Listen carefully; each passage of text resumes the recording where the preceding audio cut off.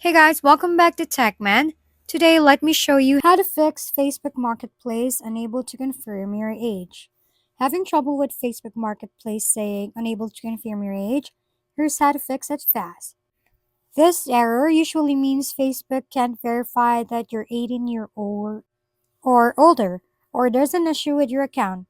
Start by opening the Facebook app and going to Settings. Scroll to Personal Details and check if your birth date is correct.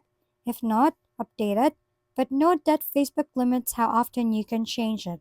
Next, verify your ID. Go to Settings and Privacy, then Account Center, and select Identity Confirmation to upload a valid government ID. Verification usually takes a few minutes to 2 days. Also, turn off any VPNs and make sure your location services are on since Marketplace isn't available in all regions.